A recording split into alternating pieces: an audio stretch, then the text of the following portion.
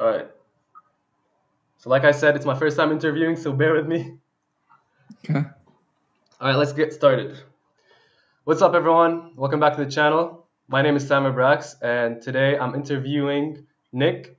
So Nick, why don't you tell everyone who you are and what you do?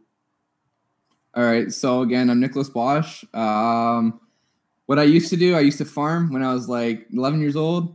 I stopped when I was 19, 20, and I started Amazon FBA. So I've been doing it about 2 years now, just about.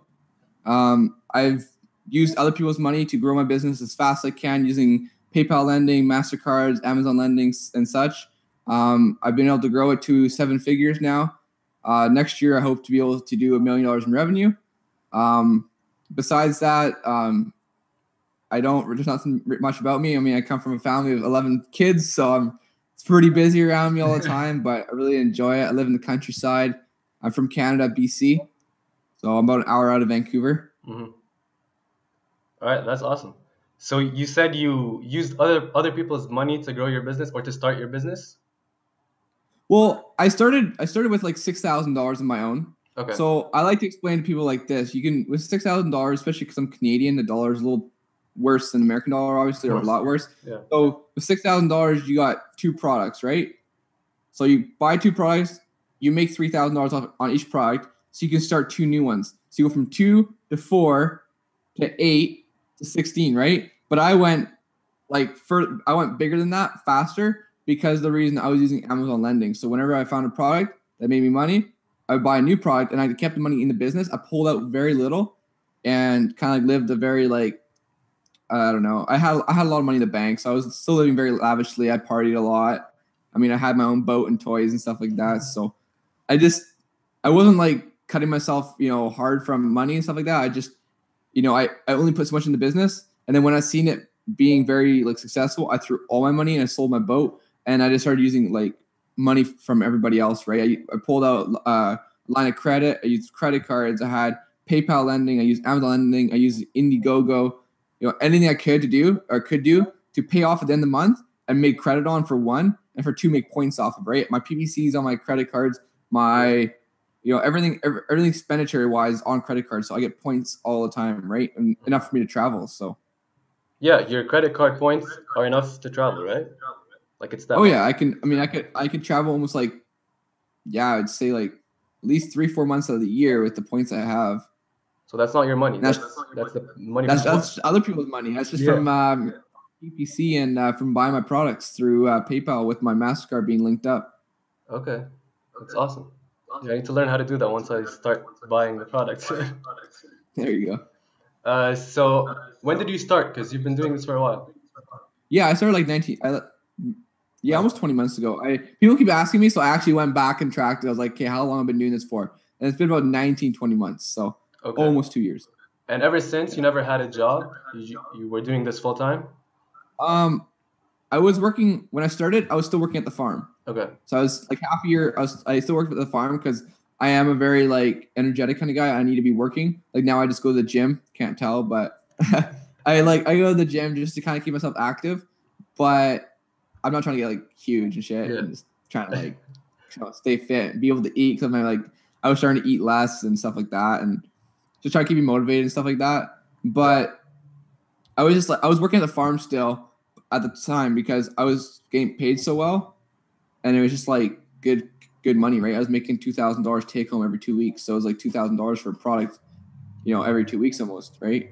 Okay. And for some products, that's enough to get started on one, right? Mm-hmm.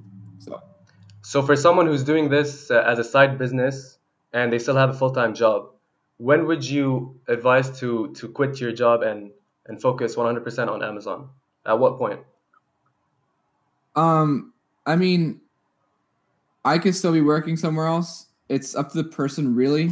I mean, it really depends on if you could take it. I mean, a lot of people their 9 to 5 is the death of them, right? It's just I'm done, right? My day is shot. So I mean, I worked 12 hours, and then I'd work 3-4 hours on Amazon, and I would that was me. That was I would work 6 days a week. I was a farm kid. There's no stopping, right? It's always go, go, go. And I like that. That was my lifestyle, right? I bike to work, and everything was physical. Nothing's easy about farming, right?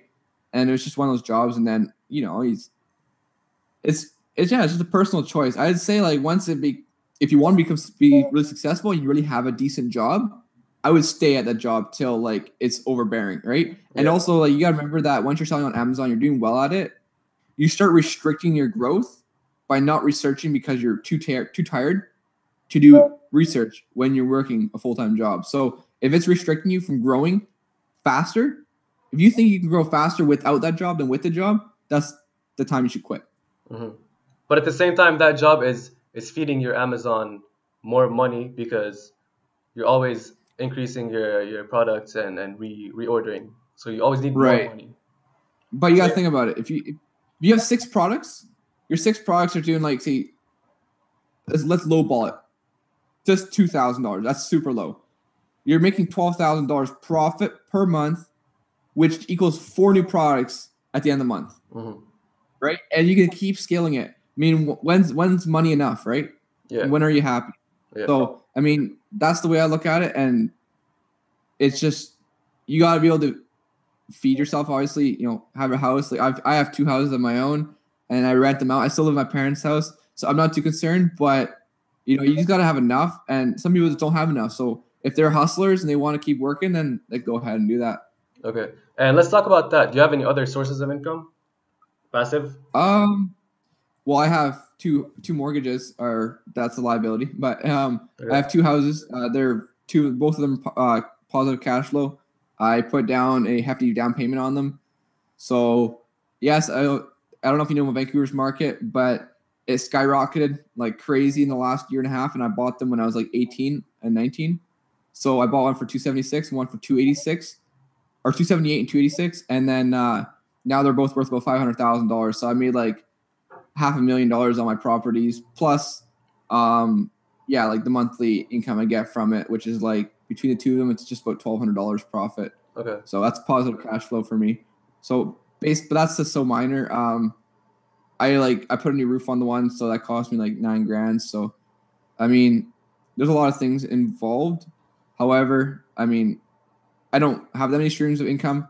So, I mean, Amazon, I help out. I do refrigeration, so I get paid $60 an hour when I do that, which is like an hourly job, and I just do that when I'm bored. Yeah. I do a little bit of like, I want to start Shopify, so I know how to do it, I think. So, I mean, I know how to do Facebook ads and stuff like that. So I will start doing that soon. Affiliate marketing, I do a little bit of that. I don't make a whole lot from it. So if I were to like lose my Amazon business, which would be a huge deal because it makes me a lot of money, I wouldn't suffer. I would still be making more than your average individual. Okay, that's good. Okay. And how old are you? I'm 21. You're 21. Yeah. Okay. Your products, are they all in one niche or different niches? All right. So I have 4 accounts. I have an account with a business partner, and I have 3 of my own. I have one that's niche, another one's niche, and another one that's just like hot, trending, whatever random items that just high profit margins, right? So the one that has high profit margins, I have 13 products in. Then I have one that has 9, and then one that has 4, and then I have another one that has 4. So altogether, I have quite a few, but the most money I make is off of the one that has 13, obviously, because it has more products, but obviously because it's a higher profit margin. The other ones are like, more niche specific. They're all like around one niche, and they have I have a name that kind of suits the niche, I guess, in a sense. And it's one that, you can't really do what I do, because if you were to do it, I would shut you down in the sense you couldn't really copy me. You can change it up a little bit, but it's kind of like, I want to get brand registered. It's pretty hard to get brand registered, but once I do, you won't be able to sell what I sell. So I make my own stuff. I don't reinvent the wheel, but I do like come up with new ideas and then throw them on the market and then rank them for such a thing. I find a niche that's not competitive, and then I kind of like go from there. Other than that, that's it. All right. So I divided the process of selling on Amazon into 6 very general steps.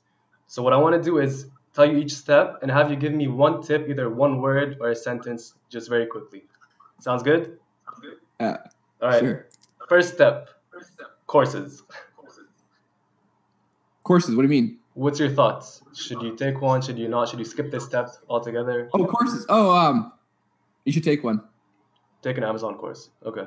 Yeah, there's too many things that you could do wrong, like Made in China, not having a sticker on there. UPC codes, not having them printed correctly on them. There's so many different things you can miss. It's not even worth your time. You can mess one thing up, it's going to cost you $1,000. It'll get held up. You'll get if you didn't put that sticker on, that Made in China sticker, you get held up in customs. So it's a big deal. Take a course. It's the best way to do it. All right. I haven't talked about courses in my channel yet, so in the future I want to do a bigger review on courses. So let's just say courses in general. 2, product research. Quick tip. The most important part of Amazon FBA. Yeah. Okay. 3, suppliers and shipping. Be very, cut and dry with them. Don't try to build friendly relationships always. Once the deal is done, you can, because then you can get reoccurring good deals, right? But when you're talking to a supplier, be cut and dry. Say that you're like an employee of a big company that does multiple sales, to make yourself feel like you're just a pawn, and that you're running for a big company, that they're going to get that access to a big company. It's going to be a big deal on their end, so they're going to give you a better deal. And yeah, don't ever try to call them on the phone, because they can't talk Chinese, or they can't talk Canadian. They can only type Canadian. Yeah, it's a waste of time. Type English. Yeah.